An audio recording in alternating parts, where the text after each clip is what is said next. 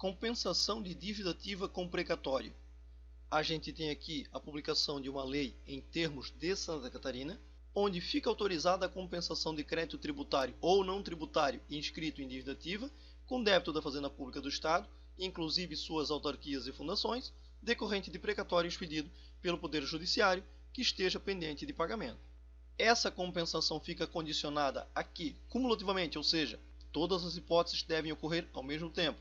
Primeiro, o precatório esteja incluído no orçamento do Estado e ou reconhecido e contabilizado como obrigação no passivo dos órgãos e das entidades do Estado, não seja objeto de qualquer impugnação ou recurso judicial ou, caso seja, haja expressa renúncia, não pode ter defesa nem recurso, mas se tiver tem que renunciar, e, quando expedido contra a autarquia ou fundação do Estado, seja, para o fim da compensação, assumido pela Fazenda Pública do Estado. E o crédito tributário, que na verdade é a dívida do contribuinte que quer fazer essa compensação, ou ainda não tributário, a ser compensado, tenha sido inscrito em dívida ativa até 25 de março de 2015, então são só essas dívidas antigas aí congeladas no tempo até lá 25 de março de 2015, não seja objeto na esfera administrativa ou judicial de qualquer impugnação ou recurso, ou, caso seja, haja expressa renúncia. A mesma coisa, também não pode ter defesa, não pode ter recurso, mas se tiver, tem que renunciar.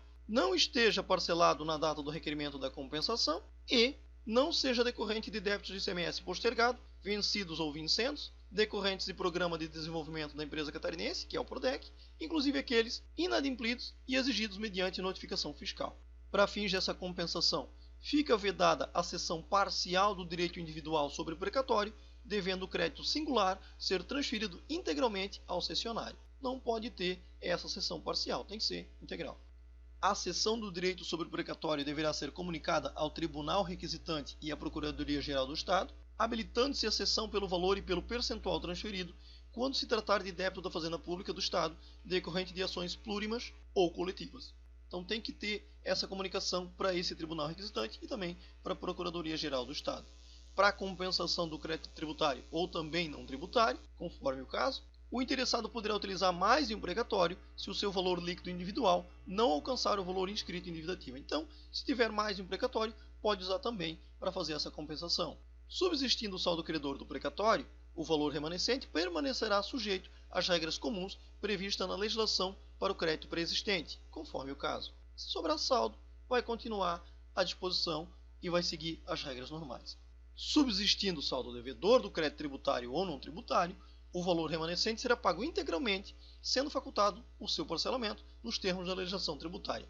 Sobrou o saldo do débito, tem que pagar ou parcelar.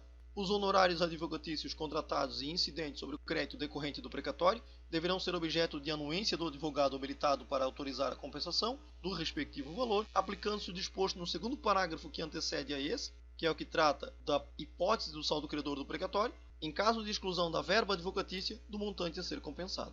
Então vai depender aí da anuência do advogado habilitado. A compensação prevista nessa lei importa em confissão irretratável da dívida e da responsabilidade tributária.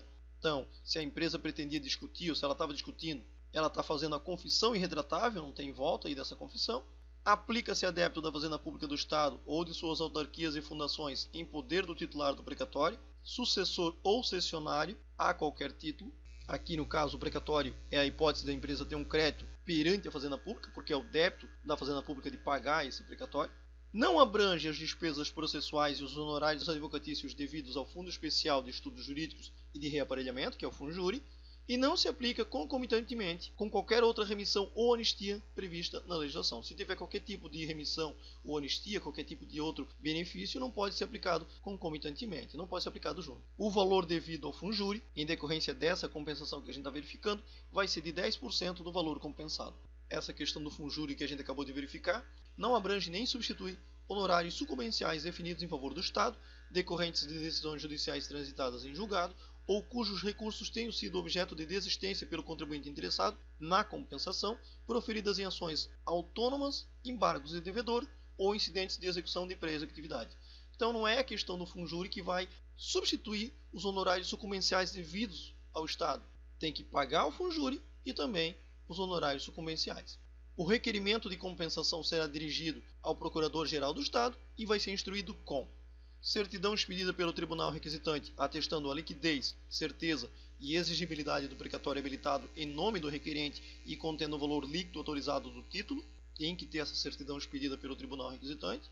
A indicação da dívida ativa objeto do requerimento da compensação, que o contribuinte ele pretende fazer a compensação, qual é a dívida ativa que ele tem, ou ainda a dívida não tributária, como a gente já comentou.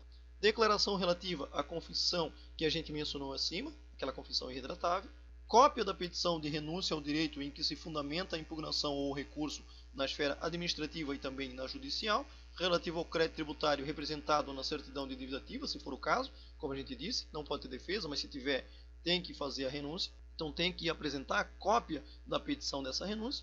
Comprovante do pagamento do valor devido ao funjúri, comprovante de pagamento das custas processuais e cópia da petição dirigida ao presidente do tribunal requisitante, comunicando o interesse na compensação que a gente está comentando nesse material.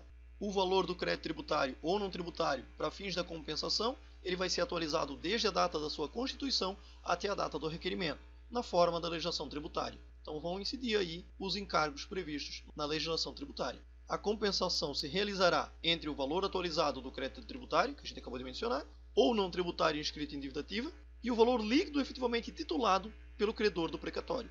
Entende-se como valor líquido, efetivamente titulado pelo credor, o montante apurado após as retenções legais obrigatórias, se for o caso, como as relativas à contribuição previdenciária e ao imposto de renda aferidos em relação ao credor original do título. O requerimento da compensação não suspende a exigibilidade do crédito tributário ou não tributário, a fluência dos juros de mora, nem a incidência dos demais acréscimos legais. Deferida a compensação, a Procuradoria-Geral do Estado ela vai comunicar o deferimento ao tribunal requisitante para que proceda a baixa do precatório no valor correspondente à compensação que foi efetuada e peticionará ao juízo da execução, requerendo a suspensão das medidas de cobrança. Por fim, fica revogada a Lei 15.300 de 2010, que tratava do assunto anteriormente. A alteração se deu com base na Lei 17.923 de 2020, publicada em 27 de março de 2020, e ela entra em vigor na data da publicação, produzindo efeitos até 31 de dezembro de 2024.